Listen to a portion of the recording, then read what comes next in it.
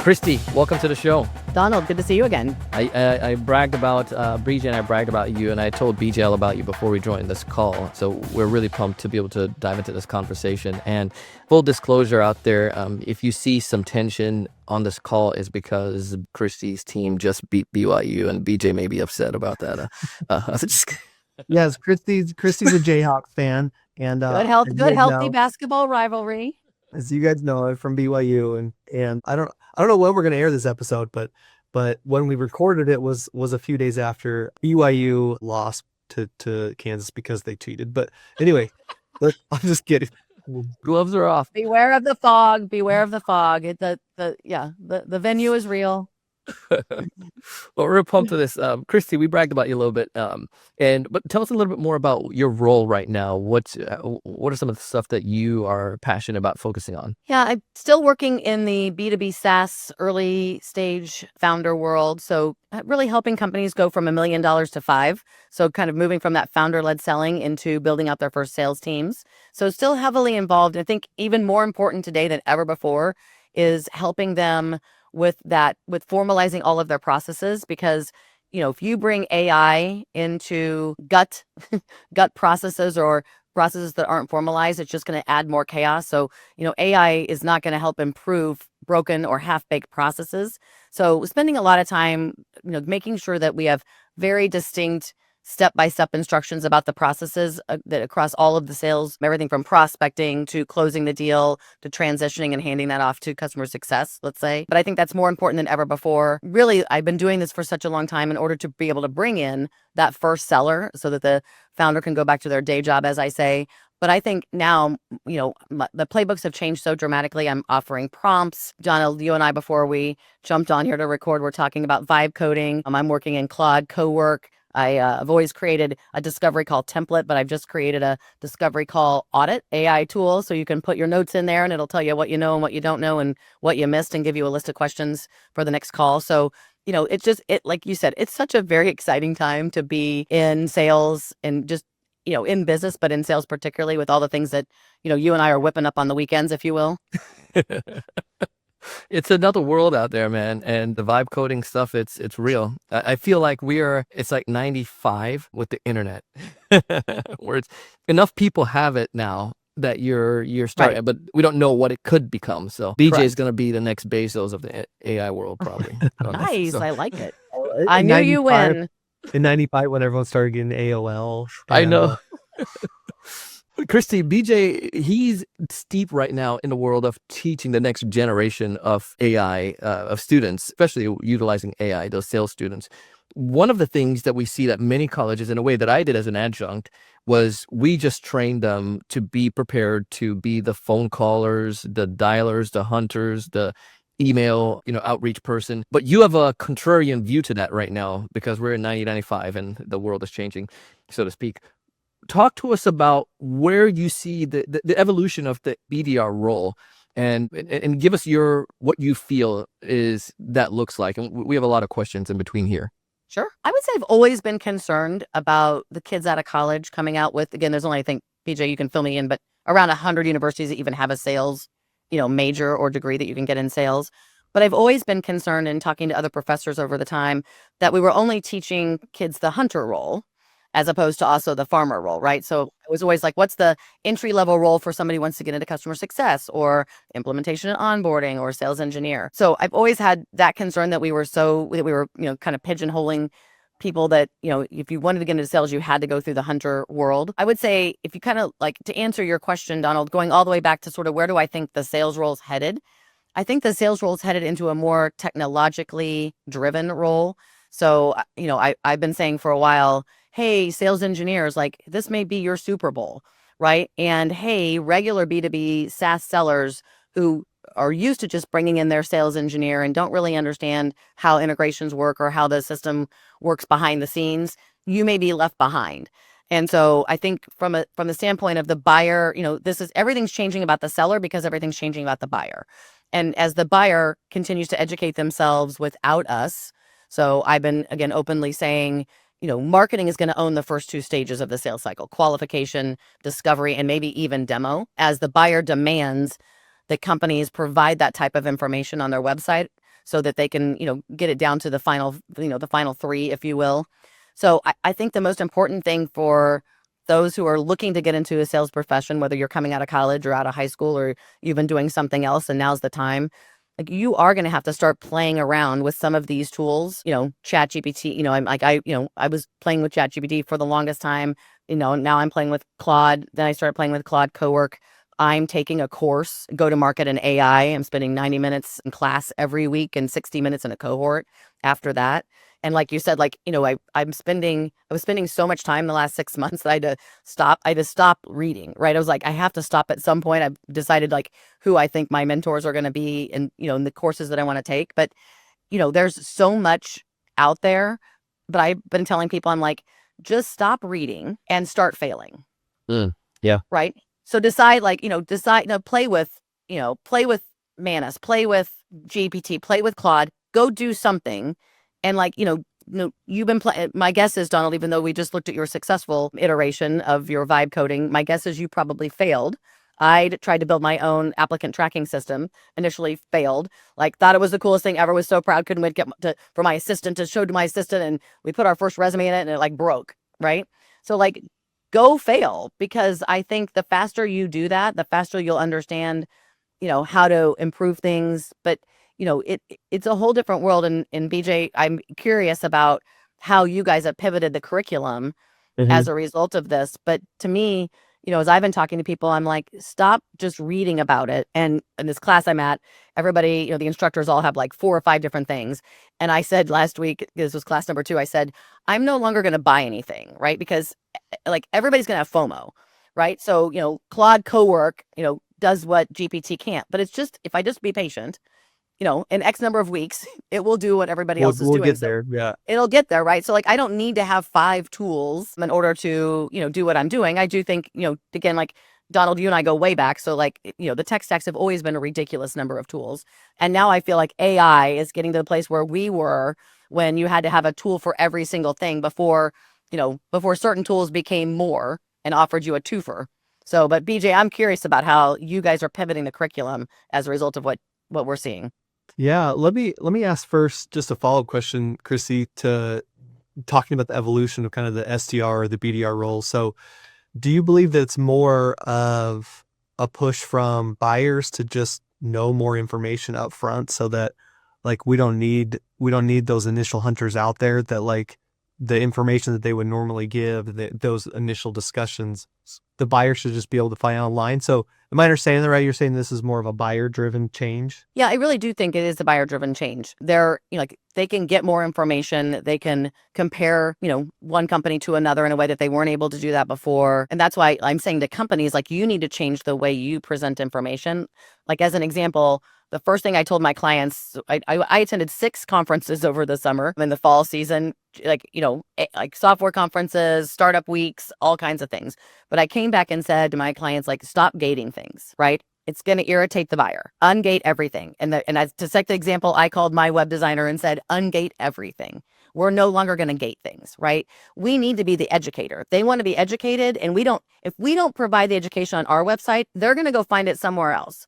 And you might not like the source they use, and you might not like what that source says about you as a company. So yes, I am saying that this is a buyer-driven, the buyer-driven change based on the fact that the buyer now has AI and information that they only could get. I said, it sounds funny because Donald, you and I have been teaching for so long and coaching for so long, but I was like, I remember walking into companies and they were what I call pimping the demo, right? They were they're just pimping the demo. I used to call that. I'm like, stop pimping the demo. You can't, you're given the same demo every time. Everyone wants to feel like a special snowflake. And so so then I was like, you got to do this discovery call, right? So you can do a customized demo, make them feel like a special snowflake. And now I look back and now I'm looking at it going forward saying, wow, they're not going to put up with, jumping through the hoops that we are making them jump through. They're not going to want to sit on a 30-minute discovery call just to earn the right to get the show and tell. They're done. They're like, in this day and age, I can get all of that through AI, websites, all that information. So, as it relates to the SDR, I'm worried about what does the entry-level position now look like if buyers don't want to speak to anybody until they've got their final list of 3, and now they want to talk about IT stuff, right? Like security, integrations, coding, all those kind of things. So, yes, I think the buyer driven part, but if AI hadn't come along, this wouldn't have changed as dramatically and this quickly. Yeah. So then what do you think so let's say like you're teaching an entry level college course on professional selling and you're going to teach them the full cycle, right? We'll talk about discovery and asking questions, whether that's spin or challenger or whatever methodology we use. But a heavy part of it's going to be the hunting stuff because that's what they're going to do with their first 3-4 months on the job. So what would be your advice to like a professor like me or like an adjunct like Donald in terms of like what should we be pivoting in terms of what we teach? Yeah, I mean, I think this is going to sound crazy, but I've been saying a lot of crazy things recently. I think it's going to go back to inbound, right? And so as opposed to like, we outbound, like I always say, like you got two choices. They can pick you or you can pick them. When they pick you, inbound, that is not always ICP. It's not always what you want, which is why we did outbound, right? Because then we got to pick our ICP. We said, we know they're ICP. They fit all the things. They should be a customer. Maybe not today, but at some point. And I think like meaning that we are helping them become aware of a problem that they didn't know that they had. And Yeah. I still think those problems exist, but I think AI is going to unmask those problems more quickly, right? You're going to see the problems that you're having as opposed to us saying, hey, does this sound familiar? And they're like, sort of, yeah, I never really thought about that before. AI is going to uncover the problem and put it right in front of someone's face pretty quickly. And so one of the things that I've been talking to a lot of people about is the art of sales had gone by the wayside and science of sales had been the priority, right? Data, automation, all of this thrown at people. But Yeah. what we stopped teaching was how to build trust. And now like something like that, a soft skill like that is going to be so much more important because if they get to you 80 some odd percentage of the way and you're one of 3, you have to you got to be on point from the jump, and you have to build trust and with less time than you ever built it before. Negotiation skills have got to be stronger than ever before. Objection handling skills have got to be stronger than ever before. And so to me, if I'm you, I'm going to lean into the art of sales because I think when, like let's just say hypothetically we need fewer sellers, right? So companies are not going to need 200, they're going to need 20 or whatever. But it's the people who know how to build the relationship in a very short period of time, how to handle objections on the fly without having to say, like, let me get back to you about that, right? And then I think product knowledge is going to have to be more important than ever before, industry knowledge. So things that I think had been kind of like pushed to the wayside because we Yeah. were all about like, here's your dashboard and here's all the most important numbers. I think people are going to be shocked when the people who are the sales reps that are going to get to the top 10% are going to be those who have the strongest soft skills. Interesting. And I like this, and I love the approach that you're going back to with it. I think there's a lot of facts in that, because now I'm thinking from the company standpoint and go back to like say Salesforce, Agentforce. If I'm just coming to get information initially, if you push this idea of the non-gated content, I could trust that maybe Kristie is not going to hit me up yet until so if I use your Agentforce or one of your AI agent at your website, you're a CRM company, and I can use your agent to get information that I need to get right away, and then when I'm ready I can raise my hand or maybe somebody could connect with me. But the point is, I don't need the SDR to send me that information. Agentforce or your AI can do that. The other component that I find fascinating too is the fact that yes, I think there is we're pushing to this world of the consumer side where no one really sells to the consumer like we did in the 90s where we called their homes. We see text messages, but the majority of it is led to like ads and different platforms like, where we position ourselves to the prospect. And I think we're seeing more and more of that where we, as B2B sellers, we just have to be more innovative, because right now, and my screening came on with the latest update of Apple.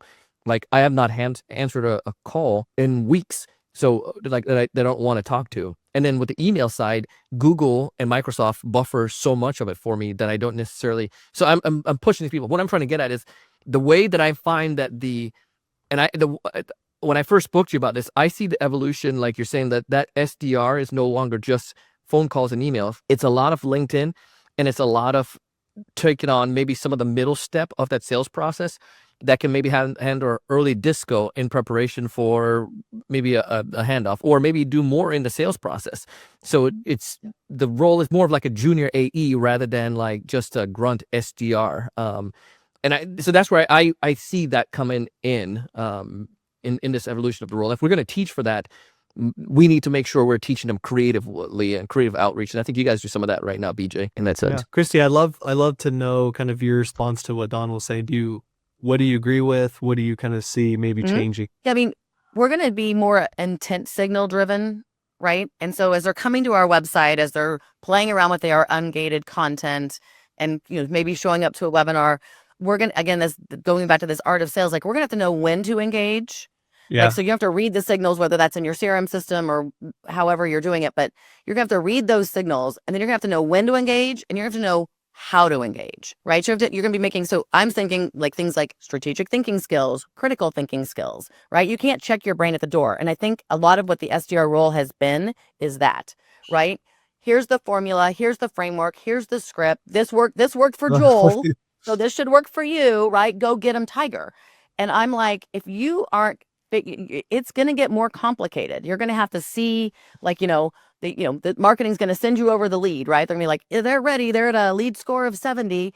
And you're going to go, okay, cool. You're going to have to evaluate all the things that got them to 70 and then figure out, like, how am I going to approach them? What methodology, right? Is it LinkedIn? Is it text messaging?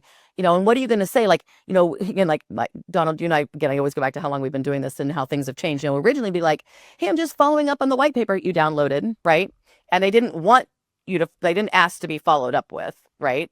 And so then we taught them to not say that. Like, hey, Donald, like, seems like you might be interested in you're doing some research on fill in the blank, right? But they're going to be so much further past that, right? And so you're just, teaching the next generation to read the tea leaves, know how to approach people, and then that added value. So going back, BJ, to like what you're teaching, like, to me, we're going all the way back to challenger sale, right? We're going to become educators. We have to tell them something. We have to add value and tell them something they didn't learn at their own self, instructed learning, right? When they pulled it off the website themselves. And so you're going to have to figure out, like, what do we think they know based on what they've done within our within our website or whatever. What do we think they know, and then what do they don't know yet? And then we need to bring that value forward. I love that what you said. I think emphasizing to our students the importance of bringing value earlier, right? Because that's going to be the differentiator. Is they don't want to, a lot of buyers, they want to have those kind of traditional initial discussions. It's, hey, I've done the research. It's one of you three.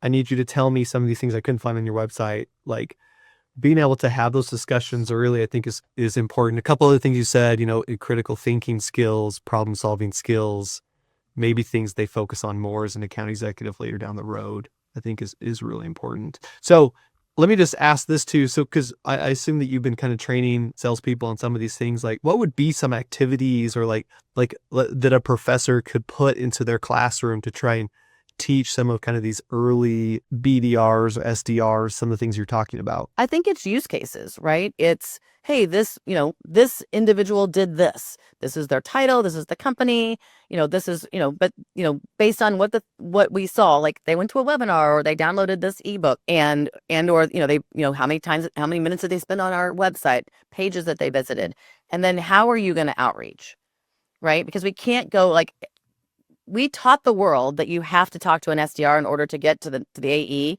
We taught them that. They were resistant initially. They were not happy. Then they just, gave up, right? They gave up the fight and was like, okay, well, I'm not going to get to talk to the AE till I talk to the SDR. They're done with that now, right? And so when an SDR reaches out, it can't be, I'm just calling to set up a meeting with BJ, right? It has to be at a higher level. Like Donald said, it's probably they're further down the pike. So maybe it is a little bit, more of team selling, right? Team selling with the AE. We're getting them started. We're providing some additional value. They probably still want to see the product, but maybe they want to see it as it relates to other products that they have and how, the integration side of things or specific use cases, right? Because I'm thinking if you've got these 3 to 5 minute videos on your website of this feature and that feature, they're going to want to dive deeper into like, I think this part of your platform is going to be the most important, where I'm going to get the most value. Let's dig deep there. not caring about some of the other pieces. And I agree with that, because one of the behaviors that I do is I go to YouTube before I go to a company's website, and I look at the videos they have on YouTube, because I'm not getting cookied as I would on their website. And so, but wink, I've shared this a couple of times, but then what this requires the company is to be able to put out good content, and to answer to those use cases. Here's how our CRM benefits a coach, or here's our CRM benefit SMB, or here's our CRM benefit enterprise. But then now I see those, in that 7-minute video, see what they have. And then, like, you're right, I need to see that deeper in our environment and how that works with integration. That's when I'm ready for the conversation at that point. So, but I think, critical thinking skill, creativity, and those use cases, I think just makes that evolution. I love that, BJ. Super interesting. I would also say, like, I think one other call out here is better integration between marketing and sales, right? So Oh my goodness, we've all been calling for a long time. But yeah, I mean, like, I go to people's websites and I talk to buyers that say the same thing, and they're like, it's just a bunch of, like, useless jargon. If I want to know what a company does, I just go to ChatGPT and I say, hey, like, tell me what this company's good at, what they're not good at,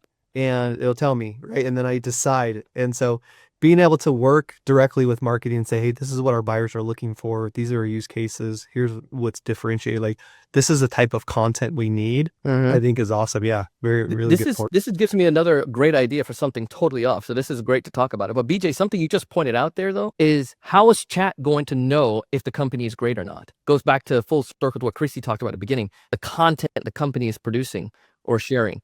And if I can't get access to that content, then you're screwed. Or it doesn't answer my question. And I go back to Gary Vee. Yeah. Oh, go ahead. Yeah. Yeah, because it's Gary Vee's thing before. He said that everyone needs to be their own media company, essentially. And whether it's your blog, the way you write your blog for AI, or the videos or the content you're producing, you want to do that. Majority of my people, when I talk to them on LinkedIn, how to discover our podcast now, the new way is they'll still say Spotify on /Apple, but number 2, ChatGPT. It's crazy. Wow. Yeah, it's so. Kristie, before we wrap up here, thanks for being on the show. Is there any other kind of last things that come to mind that a professor like me should know? I just think it's less about teaching, sequences and process, and it's more about it's all going to be about personalization and customization, right? If there's so much further down the pike, you're not going to be sending email templates. You're not going to be leaving a generic voicemail. And so how do you take the information you have, which may be limited and it may not be, and then take a customized, like, what does a customized approach look like in order to get them to agree? I mean, the whole goal is still going to be to talk to them, right? Yeah. Like, the whole goal is still going to be, I need it, I want to talk to you. I want to share more than you've been able to maybe gather. And so how do you do that in a customized fashion that gets someone's attention and gets them to say yes? But I think, more than anything, I think marketing and sales are going to have to be educators in a way we haven't been before. And you, Donald, you alluded to answer engine optimization, but you didn't come out and say it. But, you didn't come out and say it, but every website's going to, like, I'm telling my clients, like, think of every single question. So, like, earlier, over the last week, I took 5 pages of objections and how we handle those for a particular client. And I sped it into Claude and said, turn this into an FAQ page. Yeah. And then I sent it to marketing. And they sent to marketing and said, you need to answer every single one of these questions on the website, right? Because that's what they're typing in. They're not typing in, not necessarily typing in exactly what you want them to say. They're going to be like, hey, Sally's struggling to close deals. Like, here's her last 3 months worth of activity and whatever. Tell me what I can do to help Sally. And it's going to, like, that's how they're going to ask the question. Not, I need, like, before they would have said, I need sales training. Yeah. Now they're going to say, I've got a rep who had been a rock star and now she's struggling. And here's 3 months worth of data and tell me what I need to do. Dude, world is changing. Kristie, this is why we like having you. Thank you. If folks are listening and want to get in touch with you, Kristie, what's the best way for them to do so? I would love for you to connect with me on LinkedIn, send me a message and tell me what your one takeaway was from today's podcast. You can also go to KristieKJones.com, but I like hearing from your people. Awesome. Well, Kristie, awesome. Thanks for taking the time to come on the show. Thank you guys so much. Thanks so much.